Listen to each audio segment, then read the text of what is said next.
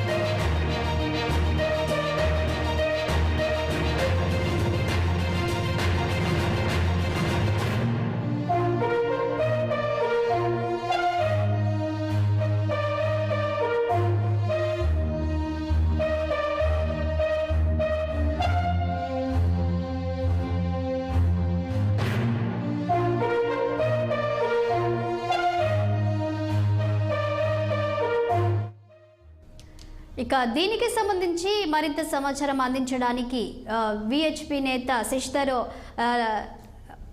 రెడీగా ఉన్నారండి. శశిధర్ గారు చెప్పండి, ఇక అయోధ్య రామాలయంపై ఇప్పటికే చలసాని శ్రీనివాస్ చేసిన వ్యాఖ్యలకు అనేక హిందూ సంఘాలు కూడా మండిపడుతున్నాయి. సో దీనిపై మీరేమంటారు? అది ఒక పరిపక్వతతోటి అవగాహన లేకుండా హిందూ వ్యతిరేక భావజాలంతో చేసినటువంటి కామెంట్స్, కనీసమైనటువంటి అవగాహన మేధావుల ముసుగు లోపట వీళ్ళ ఎజెండా రహస్య ఎజెండా ఏంటో మనకు అర్థమవుతుంది. వీళ్ళు ఎట్లా మేధావులు అవుతున్నారు, దేని ఆధారంగా ఆయన మాట్లాడిండు. ఇవాళ దేవాలయం అనేటువంటిది ఆధ్యాత్మిక ధార్మిక కేంద్రమే కాదు, దేవాలయం చుట్టూ ఒక ఎకానమీ కూడా నిర్మాణమై ఉన్నది. ఇవాళ మీరు దేశంలో ఉన్నటువంటి అనేక నగరాలు చూడండి, పుణ్యక్షేత్రాల కారణంగా నగరాలకు నగరాలే జీవనాధారం ముడిపడి ఉన్నది. ఇవాళ తిరుపతి, విజయవాడ, ఇట్లా మన తెలుగు రాష్ట్రాలలోనే తీసుకుందాం. ఇప్పుడు యాదాద్రి, మన భద్రాచలము, వేములవాడ, ధర్మపురి. అదేవిధంగా ఈ మధ్య కాలంలో ఆధ్యాత్మిక కేంద్రాల యొక్క అభివృద్ధి కారణంగా అక్కడ ఉన్నటువంటి ప్రజలకు కూడా జీవనోపాధి కలుగుతూ ఉంది. అయోధ్య విషయం లోపల ఆయన నోరు జారిండు, కానీ ఆయనకు ఒకటి విషయం మీ ఛానల్ ద్వారా చెప్తా ఉన్నాను. అయోధ్యలో రేపు ప్రాణప్రతిష్ఠ జరిగిన తర్వాత సంవత్సరానికి 20 కోట్ల మంది ప్రజలు సందర్శించేటువంటి అవకాశాలు ఉన్నాయనేటువంటిది ఒక రిపోర్టు బయటకు వచ్చింది. ఒక అంచనా ఉన్నది. ప్రత్యక్షంగా పరోక్షంగా సంవత్సరానికి 10 లక్షల కోట్ల రూపాయల రెవెన్యూ జనరేట్ అవుతుంది అనేటువంటిది ఒక అంచనా ఉన్నది. దానికి మనం చూస్తున్నాం ఈ మధ్యకాలం లోపల కాశీ కారిడార్ డెవలప్మెంట్ అయిన తర్వాత అంతకుముందు సంవత్సరానికి 3 కోట్ల మంది భక్తుల యొక్క వచ్చేటువంటి ఉంటే కాశీ కారిడార్ డెవలప్ అయిన తర్వాత ఇవాళ 7 కోట్ల మంది ప్రజలు సంవత్సరానికి దర్శనం చేస్తున్నారు. దర్శనానికి వచ్చేటువంటి ప్రజలు దాని మీద ఎంతమంది ఆధారపడి ఉంటారు? కేవలం ఒక దేవాలయము పూజలే కాదు, అనేక మంది ప్రజలు దాని ఆధారంగా జీవనోపాధి పొందుతూ ఉంటారు. ఈ రోజున దేవాలయ కేంద్రంగా జరిగేటువంటి ఒక ఎకానమీని స్టడీ చేయండి అని నేను సలహా ఇస్తున్నాను ఆయన ఆ మేధావికి. ఇవాళ ఏదో ఒక రకంగా దేశవ్యాప్తంగా ఒక చిరకాలమైనటువంటి ఆకాంక్ష, 500 సంవత్సరాల పోరాటాల తర్వాత, బలిదానాల తర్వాత యావత్ దేశం కూడా కాంట్రిబ్యూషన్ తోటి నిర్మాణం అవుతున్నటువంటి అయోధ్య మీద ఈ విధంగా నోరు పారేసుకోవడం అది మేధావితనం అనిపేదు, మూర్ఖత్వం అవుతుంది. మూర్ఖులు మాత్రమే అట్లా మాట్లాడగలుగుతారు. నిజంగా ఆయన మేధావి, ఆయన మూర్ఖత్వం ఏందో ప్రజల ముందర చాలా స్పష్టంగా బహిర్గతం అయిపోయింది. మోడీని వ్యతిరేకించాలనుకుంటే రాజకీయంగా వ్యతిరేకించమనండి, కానీ మోడీని వ్యతిరేకించేటువంటి ఎజెండా లోపల ఈ దేశాన్ని, ధర్మాన్ని, హిందువుల యొక్క విశ్వాసాలతో ఆటలాడుకుంటా అంటే కబద్దారని మేము హెచ్చరిస్తా ఉన్నాం. ఈ రోజు మోడీ గారు ఎయిర్పోర్ట్ ను ప్రారంభం చేసిండు. ఈ రోజు నేను వాళ్ళకి చెప్తా ఉన్నాను, ఇప్పుడు ఒక శంషాబాద్ అంతర్జాతీయ ఎయిర్పోర్ట్ ఉందంటే ఒకసారి పోయి చూడమంటున్నా. అక్కడ ప్రత్యక్షంగా పరోక్షంగా ఎన్ని కుటుంబాలు జీవనోపాధి పొందుతా ఉన్నాయో. ఇవాళ అయోధ్యకు ఎయిర్పోర్ట్ వచ్చిందనంటే, ఎయిర్పోర్ట్ డెవలప్మెంట్ అయిందంటే వేలాది కుటుంబాలు స్థానికులకు ఉపాధి కలిగిస్తుంది. అది ఒక టాక్సీ డ్రైవర్ల రూపంలోనో లేకపోతే ఇంకో రకంగానో లోపల ఆపరేషన్స్ లోపలనో. అదేవిధంగా అయోధ్యలో ఉన్నటువంటి ఏ ఒక్క వ్యాపారినైనా ఈ మేధావిని ఉచిత సలహా ఇస్తున్నా నేను. మొన్ననే మధ్యన జాతీయ ఛానళ్లలో వచ్చింది. ఇవాళ అయోధ్యలో ఉన్నటువంటి అందరు వ్యాపారాలు కూడా చాలా సంతోషం వ్యక్తం చేస్తున్నారు. ఈ కోర్టు తీర్పు వచ్చిన తర్వాత అయోధ్య నిర్మాణం ప్రారంభం అయినాకనే ఇప్పుడే వాళ్ళ వృద్ధి ఒక దాదాపు ఒక 80% వృద్ధి రేటు వాళ్ళ వ్యాపారాలలో కనబడుతుంది. ప్రాణ ప్రతిష్ఠ అయినాక ఇది ఇంకా మరింత పెరుగుతుంది అనేటువంటి ఆశ ఆ కుటుంబాలలో కనబడుతుంటే, ఈ మూర్ఖునికి, ఈ అపరిపక్వ జ్ఞానం ఉన్నటువంటి దరిద్రునికి ఇవాళ అన్ని కోట్ల రూపాయలు ఎందుకు ఖర్చు అనేటువంటి ప్రశ్న ఇస్తారా? నువ్వు ఇస్తున్నావా? దేశ ప్రజలు ఇచ్చిండ్రు, ప్రభుత్వం సొమ్ము కాదు. ఇవాళ ఈ మూర్ఖునికి ఇంకొక విషయం చెప్తా ఉన్నా నేను.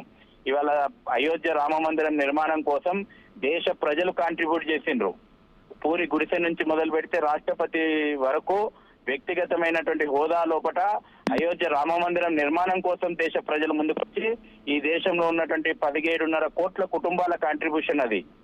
కొంచెం తెలుసుకొని మాట్లాడితే బాగుంటది. నోరున్నది కదా, టీవీల ముందర మైకులు ఉన్నది కదా, సోషల్ మీడియా ఉంది కదా అని ఏది పడితే అది మాట్లాడితే చెప్పు దిగేటట్టు కొడతారు. అది గుర్తుపెట్టుకోవాలి. మాట్లాడుతున్నది హిందువుల విశ్వాసాలకు సంబంధించిందా? మన దగ్గర ఉన్నటువంటి పుణ్యక్షేత్రాలు డెవలప్ కావాలి, కోరుకుందాం, అందరం ఆశిద్దాం, అందరం కోరుకుందాం. అందులో ఒక మంచిని చూద్దాం, మంచిని స్వాగతిద్దాం. మన దగ్గర ఉన్నటువంటి పుణ్యక్షేత్రాలను కూడా ఎందుకు డెవలప్ చేయాలంటే ఇక్కడ ఉన్నటువంటి రాష్ట్ర ప్రభుత్వాలు ముందుకు రమ్మందాం. కేంద్రం చేసేటువంటి సహాయాన్ని కేంద్రం చేయమందాం. రామాయణం క్యారిడార్ ఒకటి నిర్మాణం అవుతుంది. రామాయణం క్యారిడార్ లోపల ఈ దేశం లోపల అనేక నగరాలు అభివృద్ధికి నోచుకుంటున్నాయి. మహాభారత క్యారిడార్ ఇవాళ నిర్మాణం అవుతుంది. చార్ధార్ క్యారిడార్ నిర్మాణం అయింది. ఉజ్జయిని క్యారిడార్ నిర్మాణం అయింది. కాశీ క్యారిడార్ నిర్మాణం అయింది. ఈ దేశం లోపల రకంగా అనేక ప్రాంతాలు, మన ప్రాంతంలో కూడా పురాతనమైనటువంటి చారిత్రాత్మకమైనటువంటి దేవాలయాలను అభివృద్ధి చేయాలని చెప్పేసి మనం కూడా ఆశిద్దాం, మనం కూడా కోరుకుందాం. అందులో తప్పు లేదు. కానీ దానికోసం ఇంకో దాన్ని విమర్శించడము అది మేధావితనం అనిపించుకోదు, అది మూర్ఖత్వం అవుతుంది.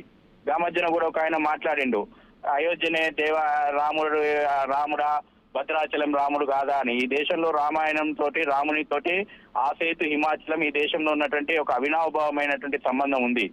ఇక్కడ ఉత్తర భారతదేశము, దక్షిణ భారతదేశం ఈ విభజన రాజకీయాలు, ఈ దగుల్బాజీ రాజకీయాలు, ఈ ఓటు బ్యాంకు రాజకీయాలకు వనుకొస్తాయి. ఇది మేధావితనం అనిపించుకోదు, ఇది మూర్ఖత్వం అనిపించుకుంటది.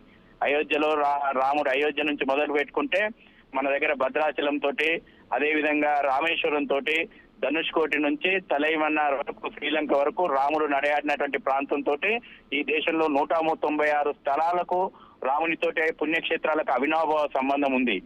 కానీ వీళ్ళ సంకుచితమైనటువంటి ధోరణి, ఏదో ఒకటి మాట్లాడి వార్తలలో నిలవాలనేటువంటి ఈ అపరిపక్వత జ్ఞానంతో ఉన్నటువంటి మూర్ఖులు ఉన్నారు కదా, వీళ్లకు మనం మేధావులు అనేటువంటి ట్యాగ్ వేస్తున్నాం కదా. ఇవాళ మీడియా ఛానళ్ళకు కూడా చెప్తా ఉన్నాను, వానికి ఇప్పటి నుంచి ఆ మూర్ఖుడు అనేటువంటి ట్యాగ్ వేయండి, వాడు మేధావి కాదు. ఇవాళ విశ్వాసాలతోటి ముడి పెట్టుకొని మాట్లాడుతున్నప్పుడు ఒళ్ళు దగ్గర పెట్టుకొని మాట్లాడాలా, కబద్దారని కూడా హెచ్చరిస్తా ఉన్నా. థ్యాంక్ యూ శశిధర్ గారు.